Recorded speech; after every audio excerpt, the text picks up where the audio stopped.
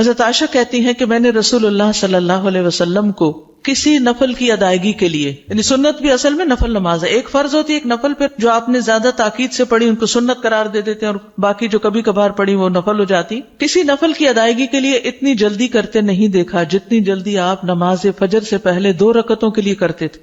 جلدی پڑھتے نہیں تھے، یعنی اس کی ادائیگی کے لیے آپ فکر کرتے تھے. حضرت عائشہ ہی سے روایت ہے کہ نبی صلی اللہ علیہ وسلم نے طلوع فجر کے وقت 2 رکعت نماز، یعنی فرض کی بات ہے یہاں، آپ نے 2 رکعت نماز پڑھنے کی شان کے بارے میں فرمایا کہ ان کو پڑھنا میرے نزدیک ساری دنیا سے زیادہ محبوب ہے. آپ نے فرمایا جو آدمی عشاء اور فجر کی نمازوں میں آ سکتا ہے تو اس پر لازم ہے کہ وہ آئے، اگرچہ اسے گھسٹ کے کیوں نہ آنا پڑے، یعنی گھٹنوں کے بل یا پیٹھ کے بل گھسٹ گھسٹ کے ہی آنا پڑے تو بھی آئے، لیکن آئے ضرور. کیوں؟ اس لیے کہ جو شخص فجر کی نماز پڑھتا ہے وہ اللہ کی حفاظت میں آ جاتا ہے. رسول اللہ صلی اللہ علیہ وسلم نے فرمایا جس نے صبح کی نماز پڑھی پس وہ اللہ کے ذمے میں ہے، اللہ کی حفاظت میں ہے، اللہ کے ذمے ہو گیا. پس اللہ تم سے اپنی حفاظت کے بارے میں کسی چیز کا مطالبہ نہ کرے. کیا مطلب ہے اس کا؟ یعنی جو اللہ کے ذمے ہے اس پر کوئی ظلم نہ کرے اور ظلم کر کے اللہ کے سامنے جواب دے نہ ہو، اس لیے کہ جس سے اللہ پوچھے گا، مطالبہ کرے گا،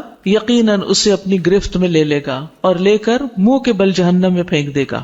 اس سے کیا بات پتہ چلتی ہے کہ جو شخص فجر کی نماز کی حفاظت کرتا ہے وہ اللہ کے قریب ہو جاتا ہے، اللہ کی حفاظت میں ہو جاتا ہے. کسی کو حق نہیں کہ اس پر ظلم اور زیادتی کرے. جو اس شخص پر زیادتی کرے گا جو فجر پڑھتا ہے تو وہ دراصل اس ذمے میں خیانت کر رہا ہے جس کو اللہ نے اپنے ذمے لیا ہے، اور پھر قیامت کے دن اللہ تعالیٰ ایسے شخص کو پکڑے گا. یعنی فجر پڑھنے والے کی عزت اور احترام لازم ہے کیونکہ صرف مومن ہی اس کی پابندی کرتا ہے. بہت سے لوگوں کے لیے فجر کی نماز بڑی بھاری ہوتی ہے، وہ ایک خاص وقت سے پہلے نہیں اٹھتے. کچھ لوگوں کی اکثر ہی قضا ہو جاتی، وہ چونکہ دیر سے سوتے ہیں تو صبح اٹھ نہیں پاتے، تو ان کی حفاظت اللہ کے ذمے پہ نہیں ہے. تو اس لیے بہت ہی فکر کرنی چاہیے کہ فجر کی نماز قضا نہ ہو، یعنی کوئی باقی کر لیں، نہیں، کیونکہ باقی تو پھر ہم جاگ ہی رہے ہوتے ہیں نا، تو اذان بھی سنائی دے دیتی ہے اور وقت بھی پتہ چل رہا ہوتا ہے اور دوسروں کو بھی ہم دیکھتے ہیں پڑھ رہے ہیں تو پڑھ ہی لیتے ہیں. لیکن فجر کی چونکہ ایک ذمہ داری ہوتی ہے اٹھنے کی بھی، اور پھر وقت پر اٹھنے کی، اور پھر مسجد میں جانے کی، تو اس لحاظ سے اس کی حفاظت بہت ضروری ہے. اور فجر پڑھنے والا شام تک اللہ کی حفاظت میں ہوتا ہے. اس میں ایک واقعہ بھی آتا ہے احادیث کی کتابوں میں.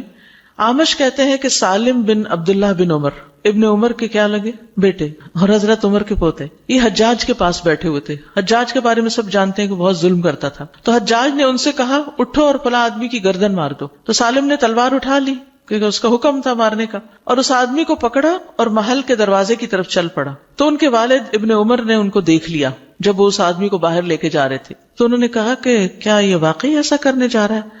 انہوں نے 2-3 بار یہ بات دہرائی. پھر باہر لا کر سالم نے اس سے پوچھا کیا تم نے فجر کی نماز پڑھی ہے؟ یعنی جس کو مارنے کا حکم تھا، کہا تم نے فجر کی نماز پڑھی ہے؟ اس نے کہا ہاں. سالم نے کہا پھر تم جس راستے سے جانا چاہتے ہو چلے جاؤ، اور وہ واپس آئے اور تلوار پھینک دی. حجاج نے ان سے پوچھا کیا تم نے اس کی گردن اڑا دی؟ انہوں نے جواب دیا نہیں.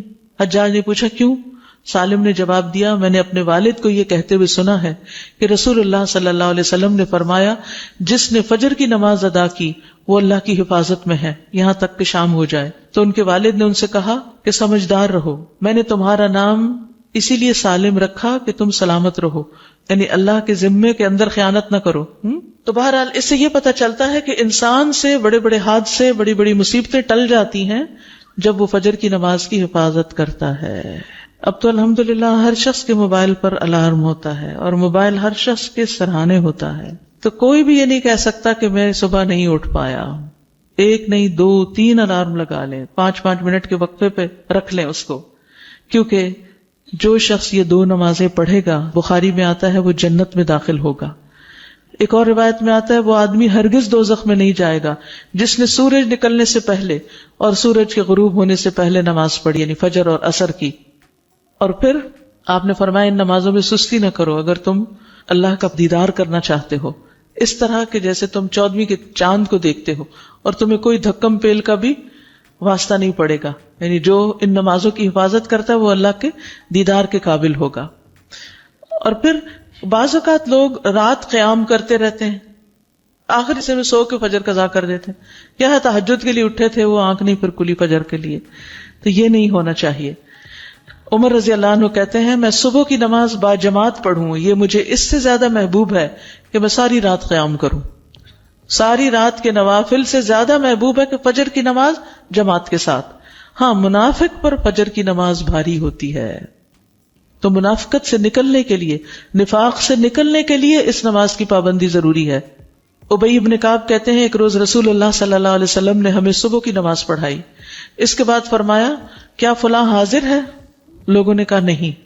آپ نے پوچھا کیا فلاں آیا ہے؟ لوگوں نے کہا نہیں.